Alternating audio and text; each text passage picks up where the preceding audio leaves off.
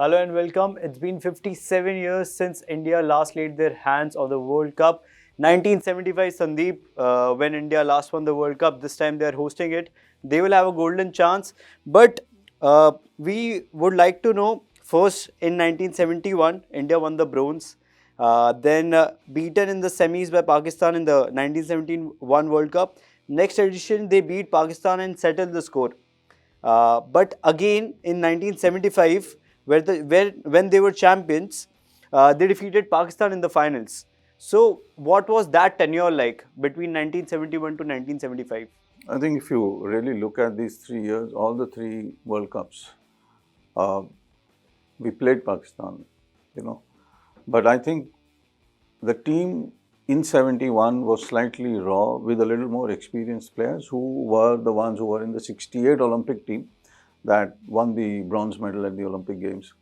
So by the time you hit 71, you have a few players who are maturing, you know. By the time you come to 73, you have Ashok Kumar, Ajit Pal Singh, still raw, but, you know, finding their feet in world hockey in that sense. You have Govinda, another great forward, you know, who's pretty legendary in circles.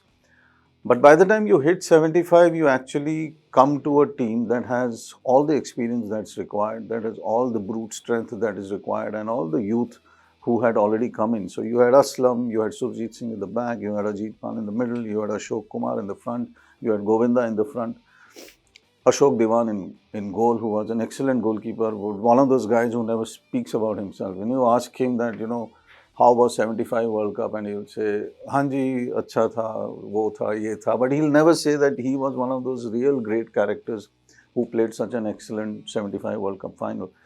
73 was, I would say, slightly unlucky. We should have won the. It was a good team. It was So, a very. what went wrong against Netherlands in the finals? Nothing really went wrong. I mean, like, you have Surjit Singh, who was one of the really great exponents of the penalty corners, you know.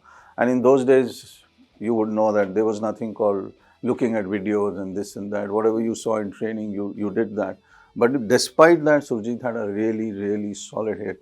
He was one of those exponents who learnt and saw from Pritipal Singh, who was in 64 and 68. So he must have seen him when he was young, you know, and read about Prithipal and how great a piece he called flicker he was, or rather hit, because the flicks were not there at that time. It was basically a hit that was taken. And the ball cannot hit or cannot go above the board, which was there in the post. So if you look at that particular final, especially against Holland, we were up 2-0, and then it becomes 2-2. Cruz was there, who was hitting really great penalty corners. Paul Lidgens was there. So it was not that the Dutch didn't have a good side. They had a very, very solid and a very experienced side. Hockey was already popular in Europe, and they were building up very solid sides. India was the favorite. But then, as it happens, the penalty shootout, it's the draw of the dice, it's, you know, the roll of the dice, the draw of the luck, and all of that you can call it, and we lost in that particular final. But it's good that they learnt a lot. And when they came back to Kuala Lumpur in Malaysia, which was the World Cup coming to Asia for the first time. And one more thing of 75 was it was the last time that a World Cup was played on grass, because after that it became synthetic pitches and AstroTurf and all that we see. So this team matured. They lost a World Cup final, which they should have won, but they matured, and then they beat Pakistan in the final in 75. In 75. So, how is the basically, how was the rivalry against Pakistan at that point in time? Because first losing against them, then redeeming themselves in the 1975 World Cup, how was that like? It all started much early. It all started in 60 when we lost the Olympic final. Then in 64, just imagine, in 60, we lose to them in the Olympic final. In 64, we beat them in the Olympic final. In 68, we don't meet them, in a sense. Then in 71, we lose to them in the World Cup semi-final. And then in the 73 World Cup, we beat them in the semi-final. And then in the 75 World Cup, we beat them in the final. So it's not that we were not playing them, but we were playing them in these big tournaments. And in Asia Cups as well, right? Yeah. So, but these big ones were setting it up. You know, Pakistan was coming into its own. They had Samiullah, who came in later. But the 71, 73, 75 sides had Islauddin, one of the greatest ever. It had Akhtar Rasool, again one of the greatest ever. It had Salim Sherwani, again one of the great players. So Pakistan was a side that was equal to India. It was just basically how a play can happen, and it wasn't quarters. It was first half and second half. So Back it was a 70-minute match, and the game was generally slow. It wasn't as pacey as it is today because you have so many elements that go into it. But India had one player, in 75 at least, even in 73, and he was Ajit Pal Singh. He was exceptional. He was the guy who controlled the midfield, who understood the flow of the game, who understood where the forwards were. And that's how India controlled matches. And Pakistan later on did admit after 75 that the only reason that they probably didn't come up to the level, and in the final in 75, they were the ones who took the lead. We equalized when Surjit Singh equalized with a penalty corner, and then Ashok Kumar had the match winner.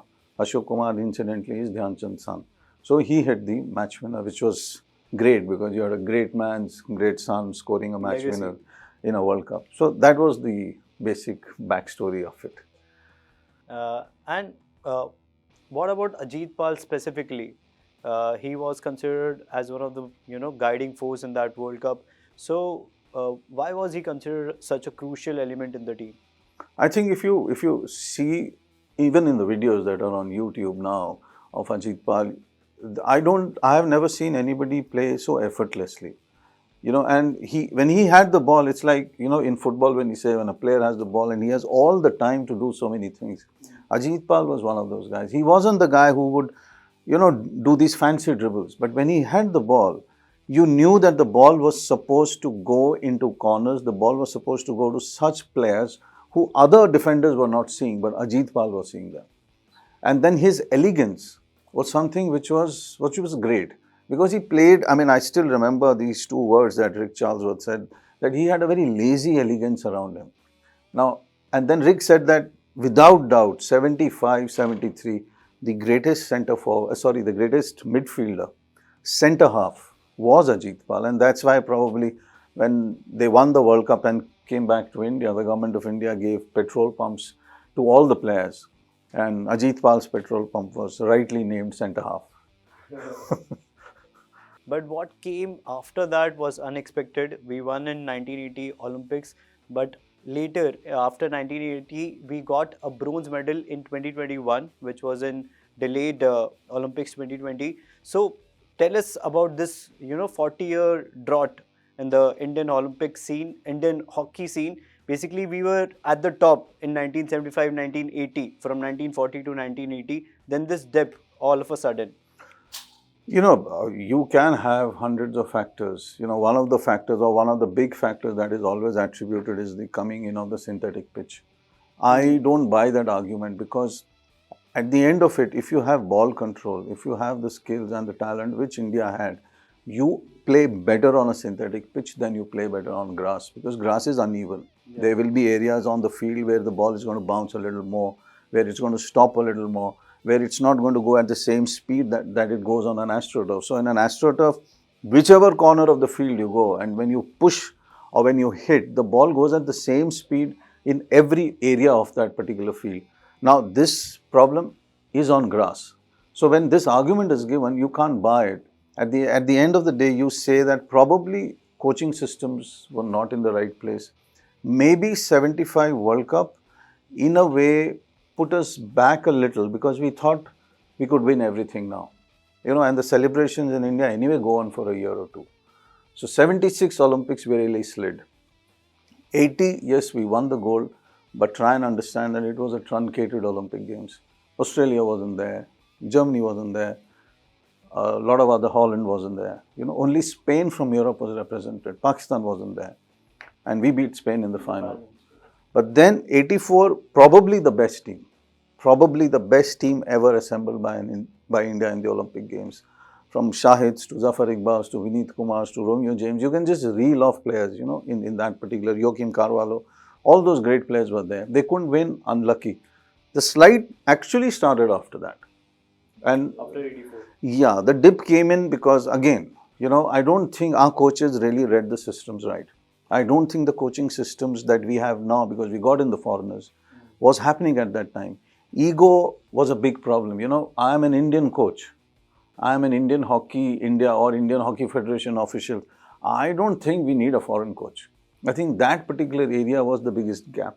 And then the slide was very, very fast. Your players didn't come through, the systems didn't allow it. But as you say, Tokyo was good because you have to understand that foreign coaches like Terry Walsh, Roland Altmans, all of them contributed to the rise of hockey back again. And then Graham Reed took the side and he won a bronze. And what about that dark phase between 2007 to 2013? In 2008, we couldn't qualify. In 2012 London Olympics, we lost all the matches, ending the Olympics in the last place. What about that time frame? If you really look at 2012, honestly, it was not a great side. By no means it was a great side. If they would have gone to the semis, I would have been shocked out of my skin, honestly. It was a side that should have finished between 8th and 10th. That's the highest I put it at. 12th was a miserable finish. It is miserable finishing last in a tournament. But that was also the start of the foreign coaches coming in. We had just won, I think, an Asia level tournament just before the Olympic Games. So there was some form of expectancy, you know, like, oh, we're going to do well. But, you know, an Asia level tournament or any other level tournament, when you go to the Olympic Games, you play the best. And I think that was the big problem that happened there. Before that, we didn't qualify for the Olympic Games in 2008, which was a massive setback. And you can only blame the federation, number one. You can only blame the coaches. I still remember before 2008 qualifying, there was a Champions Trophy in Kuala Lumpur. And England was playing in that Champions Trophy. And England was the only opponent we would have faced in Chile in the qualifying. Yet, none of the coaching staff sat in Kuala Lumpur to look at the England side. And what happens in Chile? In the final, England beats us. I think it would not be, or it would be very naive to say that, oh, what would have happened extra if you would have gone to Kuala Lumpur to watch England? No, things don't happen like that. Things happen because there is a process. You know it very well looking at football. There's always a process. That's the reason why people watch other teams to understand what they're going to be doing. You try and predict. Nobody could actually predict what England would come up with. And we were left short. I mean, that was probably darkest day ever. But India did show, character, determination in the Olympics. They bagged a bronze medal. So this will be a golden opportunity for them because they will be hosting the World Cup this time. We hosted the World Cup last time around as well, but we lost in the quarterfinals to Netherlands. Do you think that this is the chance for India to end the World Cup drought? I honestly don't think so. I think a lot of people will be shocked out of their skin if we actually go to the semi-final. And this, I'm not saying because I'm not a supporter of the team or something, but after you've done a high, and when I call a bronze a high because of whatever had happened in the past, here, I think the team is ready, but at the same time, I do believe Australia, Germany, Spain, others like Belgium, they're probably 2 steps ahead at this moment of time. So a quarterfinal is fantastic. If you go to the semis, I think it will be great for the sport. But beyond that, it's going to be tough.